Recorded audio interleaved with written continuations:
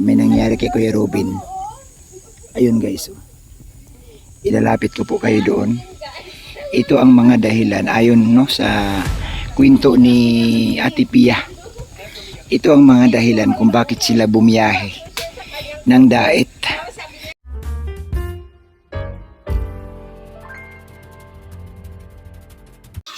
Magandang araw po sa lahat, lalo na po sa Kalingap supporters, kay Kuya Bal, kay Atina, kay Kalingap Rab.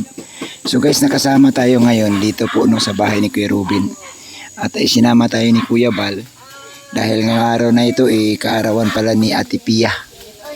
So kaarawan po ni Ate Pia na wala si Kuya Robin.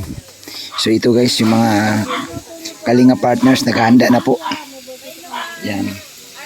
Yung walang kamatayang pansit. Yan yung ating tagaluto po ay si Maria Cusinera. Maria, bakit ganon ka kasarap magluto daw ng pansit? Siyempre, masarap ako. Ha? Masarap ako. Ano ba nagpapasarap yung ano mo, yung kining-kinding mo? Siyempre. Ay, grabe. Uy, ano nilalagay mo? Ayan. So, yan guys, niluto. Siyempre kasama si, ano pangalan mo? Ano? Kalabting to ni Biansot. Grabe naman, excited. Ayan guys. So, pansit po ang putahe. Yan. Okay. Yan.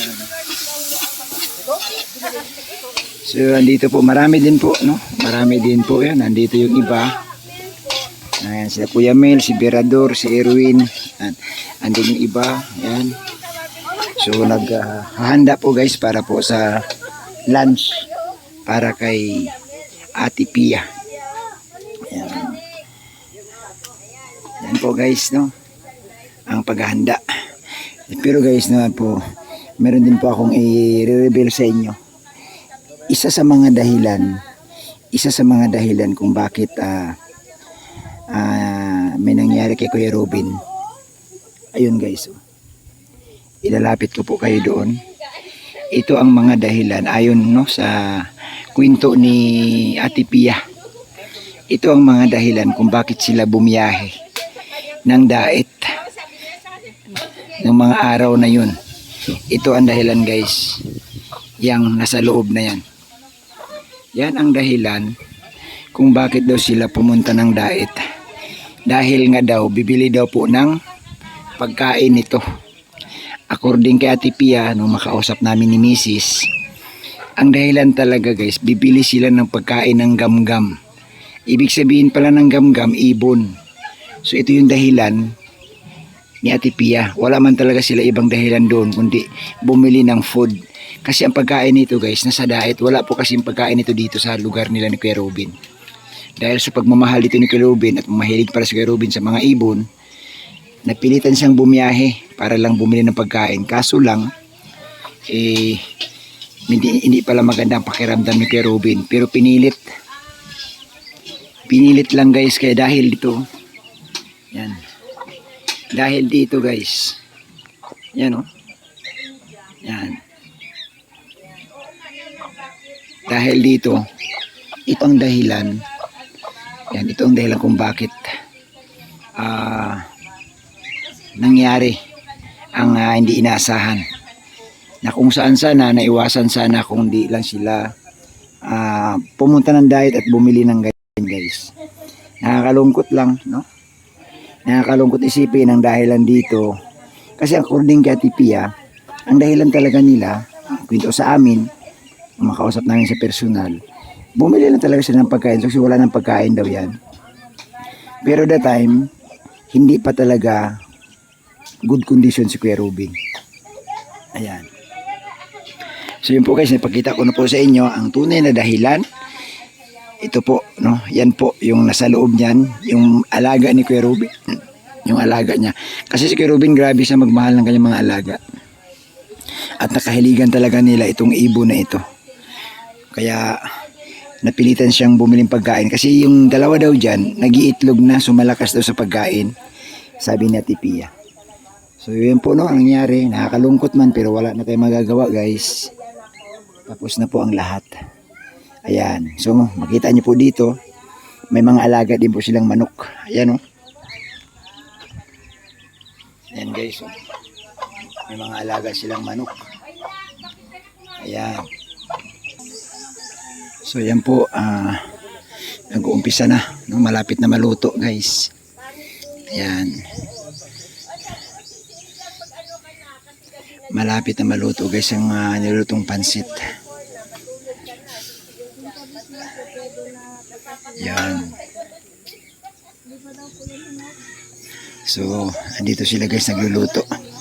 At hingaan natin ng hingaan natin ng interview si Maria Cusinera guys habang nagluluto. Maria Cusinera, bilang isang nanay din. Anong may advice mo kay Ate Pia habang napapanood niya ito? Siyempre, magpakatatag siya. Oo. Magpakatatag si Ate Pia. Ayan. Siyempre, magpakatatag siya. Hindi, kaya ko natanong ito dahil nanay ka din eh. Oo. Siyempre. So, gusto kong mapanood niya. Nakakatulong kasi Oo. kung anong magandang advice mo sa Magpakatatag kanya. siya kasi siya na lang ngayon ang lakas ng mga anak niya. Oo. Tapos, huwag siyang magpapatalo sa lungkot. Lungkot. Pag nalulungkot siya. Lungkot kasi ang kalaban ay. Oo. Ano ang pwedeng gawin pag nalulungkot siya? Ay, madali lang, kumanta. Ako, para sa akin, Oo. ang ginagawa ko, kumanta, yakapin ng mga bata. Yun lang, ang ginagawa ko. Pero magdasal. Importante. Yun ang una dapat, no? Oo. Yun talaga ang pinaka-importante, magdasal. Yan, ate. Doon lang parang pinupunan ng Diyos yung kung ano yung pagkukulang na wala siya. Ikaw, paano mo nakayanan na? Siyempre. Hindi kaya nga alam mo, napili nga kita na binga ng konting advice kasi nakayanan mo eh. Oo. Kaya ako kasi, nung simula, bata pa ako noon. Inaya ko na, di ba, maaga na wala Oo. yung ko. Tapos, iwan sa akin responsibilidad. Lahat.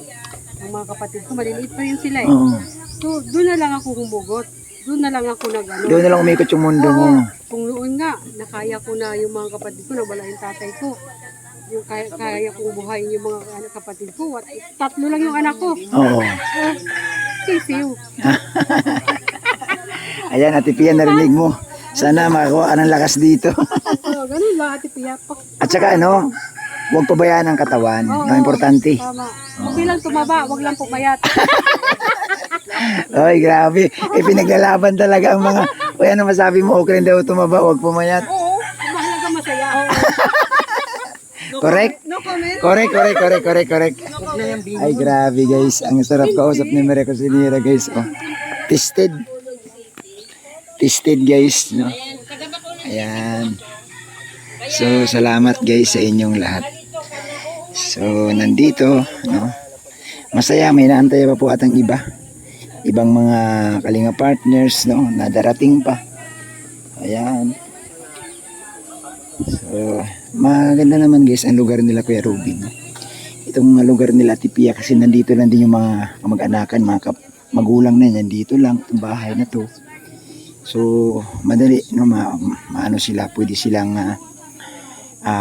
matulungan din. No? Yun ang kagandahan guys na nakatira ka lang sa malapit sa iyong mga magulang dahil madali kang makisuyo.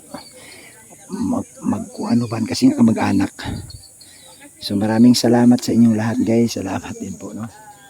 Ito lang po yung ating maiksing upload no. In-update ko lang kayo na natukoy na natin ang dahilan kung bakit ba talaga bumiyahe si Kuya Robin ng dait na dahil lang pala doon sa mga ibon.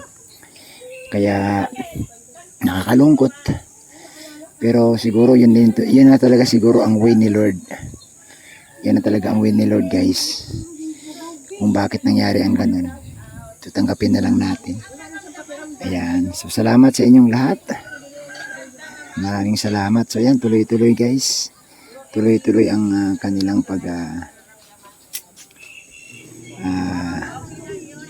kain. Ayan.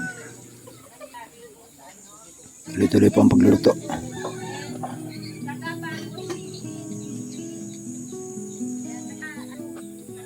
Ayan. Ayan, nagutom na kayo, ano? Sige lang.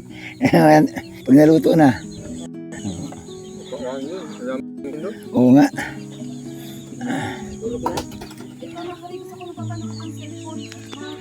So guys, pagkanda rito, marami rin tanim sa paligid nila Kuya Robin. Oh. Darating ba sila? Ha?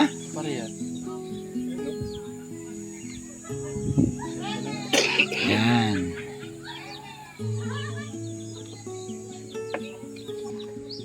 So alam naman nating lahat guys no, na itong lugar nila Kuya Robin, tabing dagat po. Itong lugar na to guys, maganda sa kanila kasi wala silang problema maglaba. Kasi tabing dagat itong lugar, tabing dagat, so tabing ilog, ayan, katabi po ilog, ayan po. So ilog na po to dito guys, yan, papunta doon sa malaking ilog po yan na nandoon, ayan. Ayan po. So silipin natin guys yung kanilang lugar, maganda dito kasi masisilip mo yung view. Ayan, ang ganda oh, lalo sa umaga. Oh, dito sila minsan ni Kuya Robin liligo. Ayan oh. Sa lugar na ito. Ayan. Ayan, makita mo guys, ang daming kukunti na lang ang tubig. Tuyo na po, talagang sapa ngayon sa init. Ayan. Tuyong-tuyo na po ang sapa. Ayan oh. So, ang ganda lang dito sa kila Kuya Robin oh, pag tag-ulan, malalim ito. Sa ngayon wala nang tubig. Na tabing ano sila sa mismo, tabing sapa sila sa Kuya Robin. Ayan na yung bahay. Ayan. Salamat sa inyong lahat mga kababayan.